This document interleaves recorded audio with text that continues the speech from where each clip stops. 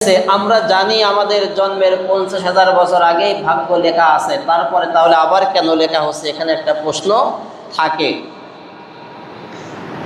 একটু ভালো করে খেয়াল করেন, আল্লাহ নবী সাল্লাল্লাহু আলাইহি সাল্লাম অসংখ্য হাদিসে জানিয়েছেন মানুষের ভাগ্য পরিবর্তন হয় তার দোয়ার মাধ্যমে। সুবহানাল্লাহ। যে বান্দা যত বেশি পরিশ্রম করে, চেষ্টা করে এবং দোয়া করে আল্লাহর কাছে, আল্লাহ পাক তার ভাগ্যকে তত বেশি পরিবর্তন করে দেয়। সুবহানাল্লাহ। অর্থাৎ আমার আপনার জন্মের আগে যে ভাগ্য লেখা হয়েছে সেটা তো বরাদ্দ আছেই। এরপর বান্দা যখন বেশি বেশি দোয়া ইস্তেগফারের মাধ্যমে আল্লাহর কাছে চায়, চেষ্টা করে, পরিশ্রম করে, তার জন্য কিছু এক্সট্রা বোনাস, এক্সট্রা ভাগ্য আল্লাহ তার জন্য নাজিল করেন। সুবহানাল্লাহ। আর এটাই হলো এই রজনীতে পরিবর্তন হয় বান্দার দোয়ার মাধ্যমে, কর্মের মাধ্যমে। সুতরাং মানুষ যদি বেইনসাফি কাজ করে, খারাপ কাজ করে বেড়ায়, তাহলে তার যে ভাগ্যে যেটা লেখা ছিল সেটাকে কি হয়ে যায়? মাইনাস করে দেওয়া হয়। মাইনাস হয়ে ওইটা যে ব্যক্তি আল্লাহর কাছে বেশি বেশি চায় তার আমলনামায় যুক্ত হয়ে যায়। তো এই জন্য এ রাতটি হলো ভাগ্য রজনী। আমরা আল্লাহ রাব্বুল আলামিনের কাছে রহমত, নাজাত, মাগফিরাতের জন্য এ রাতে যে যত বেশি পারি আল্লাহর কাছে ইবাদত বন্দেগীর মাধ্যমে আল্লাহর কাছ থেকে আমরা চেয়ে নিব ইনশাআল্লাহ। এবার আসেন, এই যে কদর, ভাগ্য রজনী লিপিবদ্ধ করা হয়েছে বা এটাকে কদর নামকরণ করা হয়েছে। এই নামকরণ কেন করা হলো? কারণ আল্লাহ পাক রব্বুল আলামিন কুরআনুল কারীমের মধ্যে জানিয়েছেন, ইন্না আনজালনাহু ফি লাইলাতিন মুবারাকাতিন ইন্না কুন্না মুনজিরিন ফিহা ইফরাকু কুল্লু আমরিন হাকিম। জবান ছেড়ে বলেন আল্লাহু আকবার। সূরা দুখান 3 এবং 4 নম্বর আয়াত, এই দুইটি আয়াতে কারিমায় আল্লাহ বলতেছেন, নিশ্চয়, ইন্না নিশ্চয়, আনজালনাহু আমি তা নাজিল করেছি, ফি লাইলাতিন মুবারাকা মহিমান্বিত পবিত্র একটি রাতে। কি নাজিল করেছি? সেটা হলো আল কোরআন। এবং এই কোরআনকে আমি কেন নাজিল করেছি? ইন্না কুন্না মুনজিরিন, নিশ্চয় আমি সতর্ককারী। অর্থাৎ বান্দার জন্য আল্লাহ এই পবিত্র রাতে, মহিমান্বিত রাতে কোরআন নাজিল করেছেন বান্দাকে সতর্ক করার জন্য। সতর্কটা কি? ফিহা ইফরাকু কুল্লু আমরিন হাকিম। এই রাতে আল্লাহ পাক রব্বুল আলামিন প্রত্যেক প্রজ্ঞাপূর্ণ বিষয় ফায়সালা করে থাকেন। অর্থাৎ আল্লাহর পক্ষ থেকে যা কিছু ফায়সালা করা হয়, যা কিছু নির্ধারণ করা হয়, নির্দেশ করা হয়, এইটা বান্দার উপরে আল্লাহ পাক রব্বুল আলামিন তার ফেরেশতাদের মাধ্যমে ফায়সালা করে দেয়। জবান ছেড়ে কোন সুবহানাল্লাহ। আমার ভাইয়েরা, আলোচনাতে কারিমার মধ্যে এই যে ইন্না কুন্না মুনজিরিন, এই যে শব্দটুকু আল্লাহ পাক রব্বুল আলামিন ব্যবহার করেছেন, আল্লাহ পাক জানিয়েছেন নিশ্চয় আমি সতর্ককারী। লাইলাতুল কদরের কথা বলার পরে, কোরআন নাজিল করার কথা বলার পরে, মানুষের ভাগ্য পরিবর্তন হয়, এই কথা বলার সঙ্গে সঙ্গে আল্লাহ পাক রব্বুল আলামিন কেন বললেন নিশ্চয় আমি সতর্ককারী? অর্থাৎ আল্লাহ পাক বুঝাই দিলেন পৃথিবীর মানুষের জন্য, ও পৃথিবীর মানুষেরা, যে যা কর্ম করবা, যা কিছু তুমি করবা, তোমার ভাগ্য কিন্তু পরিবর্তন হয়ে যাবে এই রাতে। তোমার কার্যক্রম যদি অশ্লীলতা, বেহায়াপনা হয়, তোমার কাজগুলো যদি আল্লাহদ্রোহীমূলক কাজকর্ম পৃথিবীতে হয়, তাহলে শুনে রাখো এই রাতে এই যে ফিহা ইফরাকু কুল্লু আমরিন হাকিম, আল্লাহর পক্ষ থেকে যা কিছু ফায়সালা হয় এই রাতে সেইগুলো ইনসাফ করা হয়, বন্টন করে দেয়া হয়। সুতরাং আমার আপনার কর্ম যেমন, আমার আপনার চিন্তাধারা যেমন, আমার আপনার চাল চলন যেমন, সেই অনুযায়ী আমার আপনার ভাগ্যটাও আল্লাহ পাক রব্বুল আলামিন এই রাতে পরিবর্তন করে দেবে। এখন যদি আমার কর্মটা ভালো হয়, আর যদি এই একটি রাতে আমার আপনার ভাগ্যটাকে ইমানদারদের খাতায় লেখা হয়ে যায়, সারা জীবন অন্যায় করেছি, পাপ কাজ করেছি, এখন যদি আজকের এই খুতবার মাধ্যমে, এই আলোচনার মাধ্যমে তওবা করে এখনই ফিরে আসতে পারি, আর যদি আমাকে আল্লাহ পাক রব্বুল আলামিন তওবাকারীদের অন্তর্ভুক্ত করে, যদি আমার আমলগুলো আল্লাহ পাক রব্বুল আলামিন ঈমানদার হিসেবে কবুল করে নেয়, আজকের দিন থেকে আমার আপনার ভাগ্যটা পরিবর্তন হয়ে যদি যায়, আর এই কদরের রজনীতে যদি লেখা হয়ে যায় ঈমানদারদের খাতায় আমার নাম, আমার মতো সৌভাগ্যবান, আপনার মতো সৌভাগ্যবান এই পৃথিবীতে আর কেউ থাকবে না। আর যদি এই রজনীতে আমার আপনার নামটা বাতিল শয়তানের খাতায় লেখা হয়ে যায়, তাগুত ইবলিসের খাতায় লেখা হয়ে যায়, সারা জীবন ভালো কাজ করেছি, নামাজ পড়েছি, ইবাদত বন্দেগীও করলাম, এমন কিছু কাজ করেছি যে কারণে আমার নামটা শয়তান তাগুতের খাতায় পড়ে গেল, যদি এই কদরের রজনীতে তাগুতের খাতায় আমার নাম পড়ে যায়, সারা জীবন ইবাদত বন্দেগী একেবারে মিথ্যা বাতিল হয়ে যাবে, কোনোই উপকারে আসবে না। আমার ভাইরা, এই জন্য এই রাতের গুরুত্ব আছে না নাই? আরো জোরে বলেন। এই রাতের গুরুত্বটা এতটাই বেশি যে আল্লাহ পাক রব্বুল আলামিন অসংখ্য ফেরেশতা এই রাতে পৃথিবীতে প্রেরণ করে। এত পরিমাণে ফেরেশতা পৃথিবীতে নাজিল হয় যে এই পৃথিবীতে যত ফাঁকা জায়গা আছে, কোনো জায়গা আর ফাঁকা থাকে না, সব জায়গাটা কানাই কানাই পরিপূর্ণ হয়ে যায়। এত পরিমাণ ফেরেশতা এই রাতে নাজিল হয়। এখন আল্লাহ পাক রব্বুল আলামিন উম্মতে মুহাম্মাদের জন্য কেন এই কদর দিলেন? উম্মতে মুহাম্মাদের জন্য কেন এমন সুযোগ আল্লাহ দান করলেন যে এক রাত ইবাদত বন্দেগী করলে, একদিনকে বা একটা রাতকে আল্লাহ পাক রব্বুল আলামিন জানিয়েছে লাইলাতুল কদরি খায়রুম মিন আলফি শাহর, 1000 মাস অপেক্ষা উত্তম একটা রাত। কেন দিলেন? আল্লাহর নবীজি বনি ইসরাইলের একজন আবেদ ব্যক্তি, ইবাদতকারী ব্যক্তি, আল্লাহওয়ালা ব্যক্তির জীবনী নিয়ে আলোচনা করতেছিলেন সাহাবীদের সামনে। আল্লাহর নবীজি বললেন, বনি ইসরাইলের মধ্যে এমন একজন যুবক ছিল, এমন একজন মানুষ ছিল, যেই মানুষটা সারাদিন আল্লাহর রাস্তায় লড়াই করত, শয়তানি শক্তি অপশক্তির সঙ্গে যুদ্ধ করত, আল্লাহর দ্বীন প্রতিষ্ঠার জন্য চেষ্টা করত, কাজ করে বেড়াতো, আর রাতের বেলায় যাই নামাজে দাঁড়িয়ে দাঁড়িয়ে ইবাদত বন্দেগী করত। এরকম প্রায় ওই লোকটা 1000 মাস ধরে এই ইবাদত বন্দেগী করতেছিল।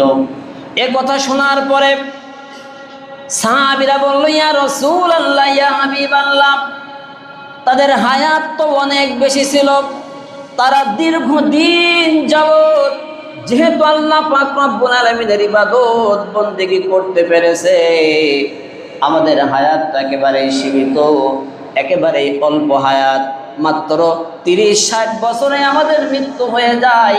ওগো নবীজি, তাহলে আমাদের থেকে তো তাদের আমল বেশি হবে, তারা তো বেশি সবের পাল্লা নিয়ে কিয়ামতের মাঠে উপস্থিত হবে। যখন সাহাবীরা এরকমভাবে নবীদের কাছে আফসোস করতে লাগলো, আল্লাহ পাক রব্বুল আলামিন এইবার উম্মতে মুহাম্মাদীকে সম্মানিত করার জন্য, বিশ্ব নবীর সম্মান বৃদ্ধি করে দেওয়ার জন্য এই সূরা কদর নাজিল করে দিয়ে জানাই দিলেন, ওগো নবীজি, আমি তোমার উম্মতের জন্য এমন একটা রাত দিলাম, ইন্না আনজালনাহু ফি লাইলাতিল কদর, এমন একটা কদর দিলাম। ও নবী, ওমা আদরাকা মা লাইলাতুল কদর, তুমি কি জানো এই কদরটা কি? এই কদর কি? এই ব্যাখ্যা আল্লাহ নিজে এবার দিচ্ছেন, লাইলাতুল কদরি খায়রুম মিন আলফি শাহর। ওগো নবীজি, এই একটা রাত হলো 1000 মাস অপেক্ষা উত্তম। তাহলে যখন সাহাবীরা আবেদন করলো, হে আল্লাহ রাসূল, আমাদের হায়াত কম, আমরা তো ইবাদত বন্দেগী অল্প পরিসরে করার সুযোগ পাবো, তখন আল্লাহ পাক উম্মাতে মুহাম্মাদীকে সম্মানিত করে ভালোবেসে কদর নাজিল করলেন যে এক রাত ইবাদত বন্দেগী করলে 1000 মাস থেকেও 1000 মাস ইবাদত করলে যে পরিমাণ সওয়াব, তার থেকে এই কদরের এক রাতের সওয়াবকে আল্লাহ তাআলা শতগুণ বৃদ্ধি করে দিয়েছেন। জবান ছেড়ে বলেন সুবহানাল্লাহ। এখন এই 1000 মাস অর্থ হলো প্রায় 84 বছর। 84 বছর 1000 মাস অর্থ, তাহলে যদি এক রাতের ইবাদত করার কারণে 84 বছর একটানা ইবাদত বন্দেগী করার সওয়াব আমলনামায় আল্লাহ দান করে, আমাদের কোনো মানুষের যদি 60 বছর 70 বছর বয়স হয়, তাহলে 60 বছরে নিশ্চয় সে 60টা কদর পেয়েছে। কি বলেন, পায় নাই? 60টা কদর যেহেতু পেয়েছে, তাহলে পারে অন্যান্য নবীদের তুলনায় এই উম্মতে মুহাম্মাদীর সওয়াব কিয়ামতের মাঠে বেশি হবে না কম হবে? আরো জোরে বলেন। কিন্তু আমরা এই গুরুত্বটা বুঝতে চাই না, গুরুত্বটা বুঝতে পারি না। আমরা নামাজ ইবাদত বন্দেগী সব ছেড়ে দিয়ে শুধু মনে করি উম্মতে মুহাম্মাদী হয়েছি, জান্নাতে মনে হয় চলে যাব, সুবহানাল্লাহ। এই চিন্তা করে নামাজ কালাম ইবাদত বন্দেগীর কোনো প্রয়োজন আমাদের হয় না। কি মূর্খ চিন্তা নিয়ে আমরা চলি, আফসোস। এগুলো আফসোস ছাড়া আর কিছুই না। আমার ভাইরা, এইবার আল্লাহ পাক রব্বুল আলামিন জানালেন, ওগো নবীজি, 1000 মাস অপেক্ষা উত্তম একটি রাত লাইলাতুল কদর আমি তোমার জন্য, তোমার উম্মতের জন্য নাজিল করলাম। এরপরে তানাজ্জালুল মালাইকাতু ওয়ার রূহু ফিহা বিইذনি রাব্বিহিম মিন কুল্লি আমরিন সালাম।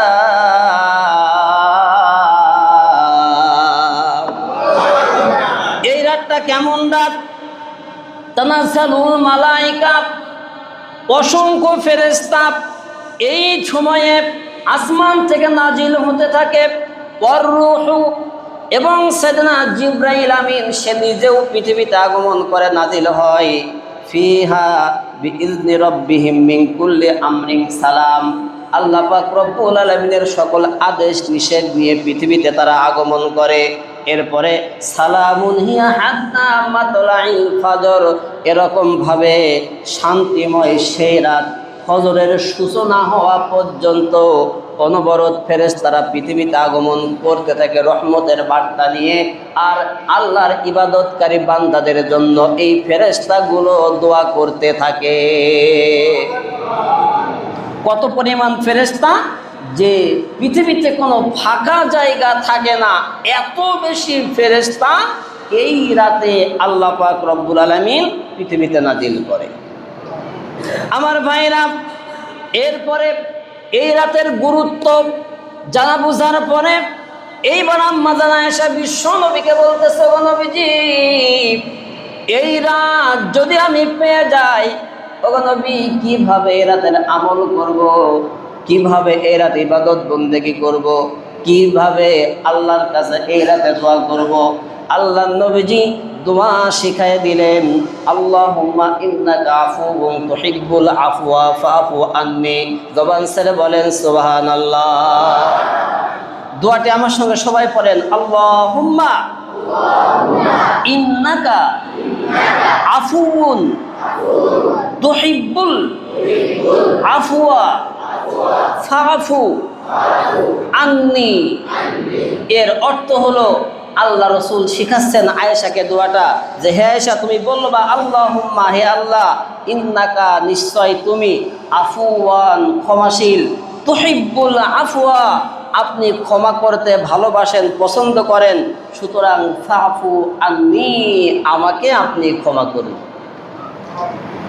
অর্থাৎ আল্লাহ পাক রব্বুল আলামিন এতটা ক্ষমাশীল বান্দা, বিশ্ব নবী শেখায় দিলেন, আয়েশা রে, এই রাত যদি তুমি পেয়ে যাও, আল্লাহ পাক রব্বুল আলামিনের কাছে দোয়া করবা, আল্লাহ, তুমি তো ক্ষমা করতে পারো, বেশি পছন্দ করো, তুমি তো ক্ষমা করতে ভালোবাসো, আর আমি মানুষ, আমি এমন একজন মানুষ একেবারেই ঠুনকো, একেবারেই সংকীর্ণ, একেবারেই শক্তিহীন আমি একজন মানুষ। আমার কোনো ক্ষমতা নাই, আমার কোনো অস্তিত্ব নাই, আমার কোনো ক্ষমতা নাই। রব্বুল আলামিন তুমি তো ক্ষমা করতে পছন্দ করো, আর আমি এমন মানুষ, আমি পাপ করতে বেশি পছন্দ করি। মানব জাতির বৈশিষ্ট্য হল মানুষ পাপ করতে ভালোবাসে, খারাপ কাজ করতে বেশি পছন্দ করে। এই জন্য কোনো মানুষ যদি পাপ করার পরে, খারাপ কাজ করার পরে আল্লাহর কাছে ফিরে এসে তওবা করে, মাথা নত করে দেয়, চোখের পানি ফেলে দিয়ে আল্লাহ পাক রব্বুল আলামিনের কাছে কান্নাকাটি করে, আল্লাহ পাক রব্বুল আলামিন ফেরেশতাদেরকে ডাক দিয়ে বলে, ফেরেশতারা রে, তাকায়া দেখো, আমার যে বান্দা তৈরি করার জন্য তোমরা নিষেধ করেছিলে, আমার যে বান্দা তৈরি করার সময় তোমরা ভেটো দিয়েছিলে, ও ফেরেশতারা এখন তাকায়া দেখো, আমার বান্দা তার নফসের গোলামি করার কারণে, শয়তানের ধোঁকা পাওয়ার কারণে পাপের মধ্যে লিপ্ত হয়ে গিয়েছিল, কিন্তু আমার বান্দা তার ভুলটা বুঝতে পেরেছে। এখন আমার বান্দা এসে আমার কুদরতি পায়ে সিজদায় পড়ে যে কান্নাকাটি করে, ও ফেরেশতারা তোমরা সাক্ষী থাকো, আমি আমার বান্দার জিন্দেগির সব গুনাহ খাতা মাফ করে দিলাম। কারণ আমি আল্লাহ পাক রব্বুল আলামিন হলেন ক্ষমাশীল, আমি হলাম দয়াময়, আমি হলাম করুণাময়। এই জন্য দোয়ার মধ্যে বলা হচ্ছে, আল্লাহুম্মা ইন্নাকা আফুউন, ও রব্বুল আলামিন তুমি তো ক্ষমাশীল, তুমি তো দয়াময়, তুহিব্বুল আফওয়া ফাফু আন্নি, তুমি ক্ষমা করতে ভালোবাসো, সুতরাং তুমি আমাকে এই রাতে ক্ষমা করে দাও, মাফ করে দাও। আল্লাহ আমাদেরকে তৌফিক দান করুন যেন আমরাও আল্লাহ পাক রব্বুল আলামিনের কাছে এই রাতে বেশি বেশি ক্ষমা চাইতে পারি। সবাই পড়েন আমিন। এরপরে নবীজি জানিয়েছেন এই রাত যদি কেউ পেয়ে যায় কিভাবে ইবাদত করবে। হাদিসের বর্ণনা এসেছে, মান কামা লাইলাতুল কদরি ঈমানাও ওয়া ইহতিসাবান গুফিরা লাহু মা তাকদ্দামা মিন যামবিহি, রাওয়াহুল বুখারী।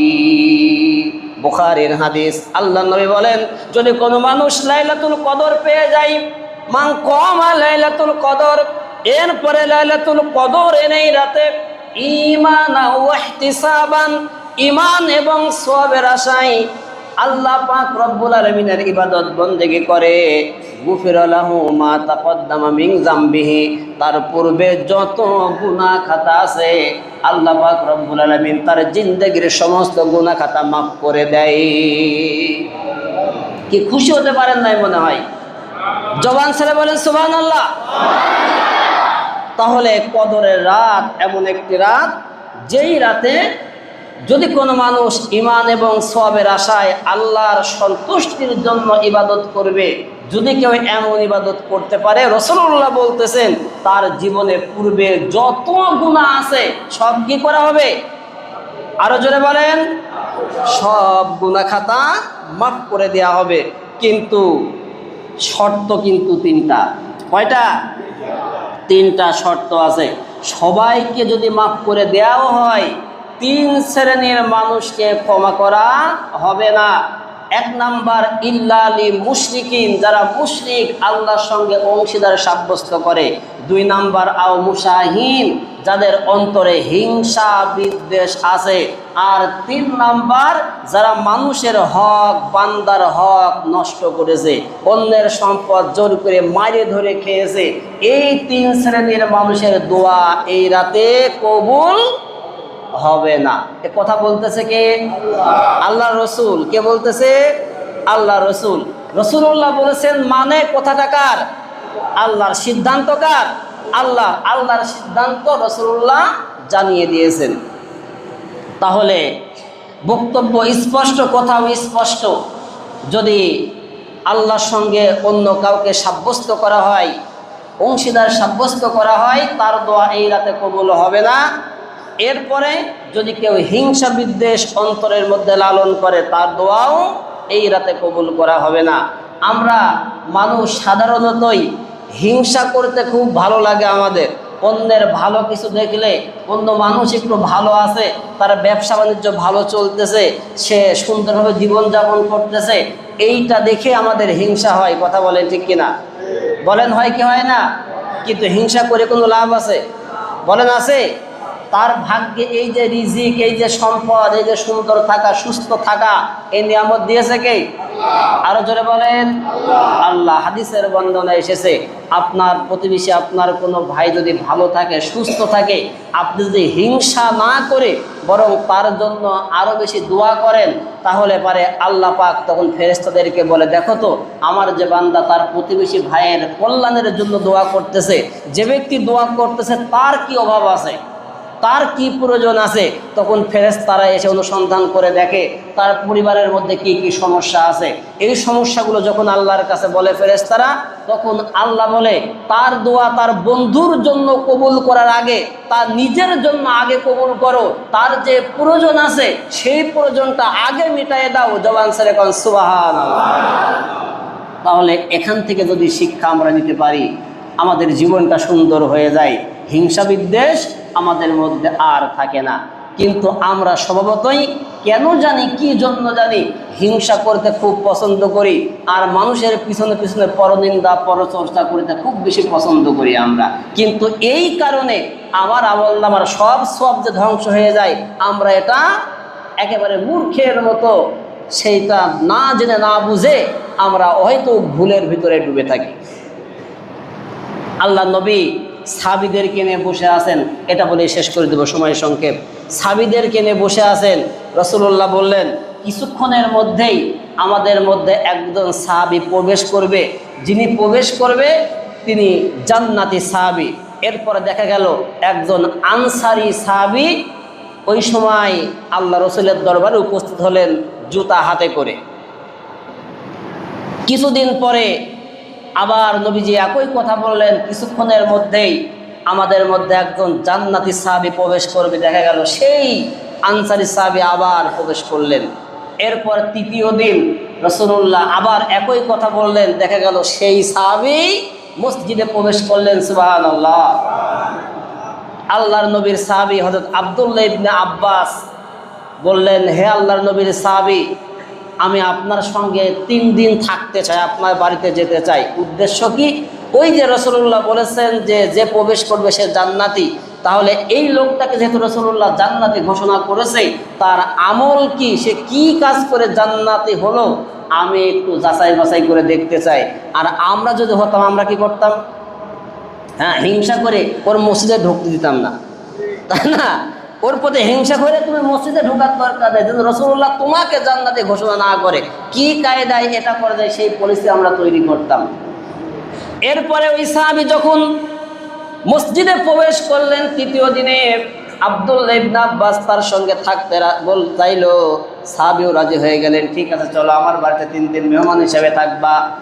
আব্দুল্লাহ ইবনে আব্বাস খুব চালাক সাহাবী, সে রাত দিন সবসময় ফলো করা শুরু করলো যে দেখি আল্লাহর নবীর এই সাহাবী কি কি আমল করে। 3 দিন ধরে অবজারভেশন করলেন, দেখলেন কোনো বড় আমল করে না, বেশি নফল নামাজও করে না, বেশি ইবাদত বন্দেগিও করে না, দান সাদগাও করে না। কিন্তু তাহলে কেন, কি কারণে তাকে জান্নাতি ঘোষণা করা হলো? 3 দিন পরে আব্দুল্লাহ ইবনে আব্বাস ওই সাহাবীকে জিজ্ঞাসা করলেন, আপনি কি কি আমল করেন যার কারণে রাসূলুল্লাহ আপনার জন্য সুসংবাদ দিলেন? ওই সাহাবী বলতেছে, আমি তেমন কোনো আমল করি না, শুধু একটা বিষয় আমি সব সময় আল্লাহর কাছে দোয়া করি, আমার প্রতিবেশী কোনো মানুষ যদি থাকে তাকে আল্লাহ সন্তুষ্ট হয়ে যেই রিজিক দান করেছে আমি সন্তুষ্ট হয়ে তার জন্য বেশি বেশি দোয়া করি। অর্থাৎ আমার প্রতিবেশী কেউ ভালো আছে, তার ব্যবসা বাণিজ্য ভালো চলতেছে, সে ভালো খাচ্ছে, ভালো পড়ছে, এইটা দেখে আমি হিংসা করি না, আমি আরো আনন্দিত হই, আর তার জন্য আমি দোয়া করতে থাকি যেন আল্লাহ তাকে আরো ভালো রাখে, আরো সুন্দর রাখে। আব্দুল্লাহ ইবনে আব্বাস বলতেছে, তোমার এই মহৎ গুণের কারণেই আল্লাহ পাক তোমাকে জান্নাতি ঘোষণা করেছেন। জবান ছেড়ে কোন সুবহানাল্লাহ। এই ঘটনা থেকে শিক্ষা এতটুকুই যে যদি আপনি হিংসা বিদ্বেষ ছড়াতে থাকেন, কাউকে হিংসা বিদ্বেষ করেন, আপনার আমল ধ্বংস হয়ে যাবে, আপনার কোনো দোয়া কবুল হবে না। আর যদি হিংসার পরিবর্তে ভালোবাসা ছড়াই দিতে পারেন, অন্যের জন্য আপনার ভালোবাসাকে প্রকাশ করতে পারেন, তাহলে আপনার রিজিককে আল্লাহ বৃদ্ধি করে দেবে, আপনার সম্মান মর্যাদাটাও আল্লাহ পাক বাড়ায় দেবে। সুতরাং আমাদের যে বিষয়ে কথা ছিল যে 3 শ্রেণীর মানুষকে আল্লাহ পাক রব্বুল আলামিন ক্ষমা করে না, যারা আল্লাহর সঙ্গে শিরক করে, যারা হিংসা বিদ্বেষ রাখে এবং যারা বান্দার হক নষ্ট করে।